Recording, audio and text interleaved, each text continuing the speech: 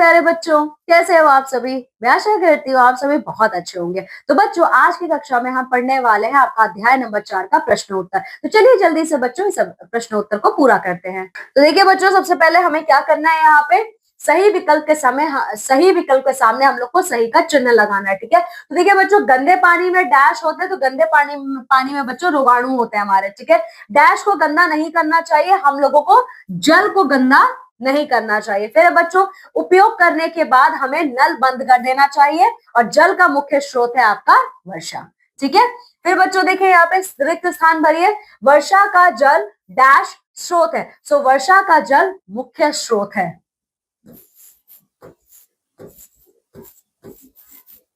ठीक है, फिर बच्चों देखिए, जब हमें डैश लगती है तब हम पानी पीते हैं, जब हमें प्यास लगती है। ठीक है, फिर देखिए, समुद्र तथा डैश का पानी के विशाल महाभंडार है। ठीक है, तो समुद्र तथा महासागर,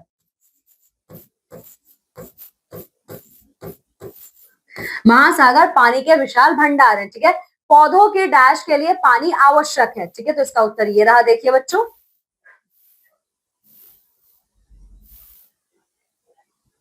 पौधों की वृद्धि के लिए। ठीक है, पौधों की वृद्धि के लिए। तो यहां पे आप लोग लिखेंगे वृद्धि।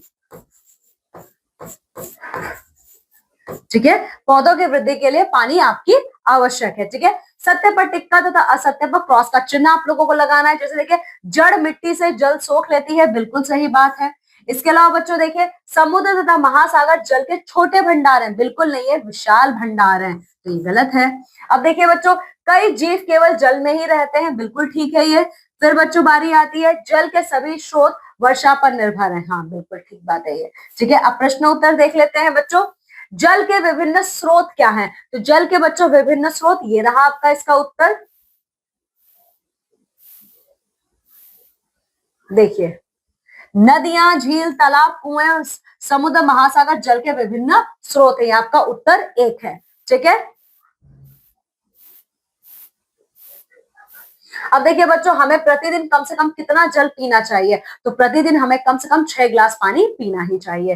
ठीक है, अब यहाँ पे क्रियात्मक कार्य देख लीजिए, जल की बचत कैसे की जाए, विषय पर अपनी उत्तर पुस्तिका में लिखिए। तो बच्चों, ये आप लोग का टॉपिक है, ये आपका विषय है, इस पर आप लोगों को अपनी उत्तर पुस्तिका में लिखना है। ठीक है, साथ ही साथ बच्चों, पौधों के लिए जल क्यों आवश्यक है, अपनी अभ्यास पुस्तिका में लिखिए। आपको अपनी अभ्यास पुस्तिका में यह भी लिखना है कि पौधों के लिए जल क्यों इतना आवश्यक है। ठीक है, तो चलिए बच्चों, इस प्रकार से हमारा अध्याय नंबर 4 पूरा होता है। अब आप सभी बच्चों को इस अध्याय को अच्छे से पढ़ना है, उसका प्रश्न उत्तर भी हल करना है। ठीक है, तो चलिए मैं आप सभी लोगों से विदा लेती हूँ और मैं मिलूंगी अब आप सभी लोगों से आपकी अगली कक्षा में। तब तक आप सभी अपना बहुत ख्याल रखिएगा। बाय।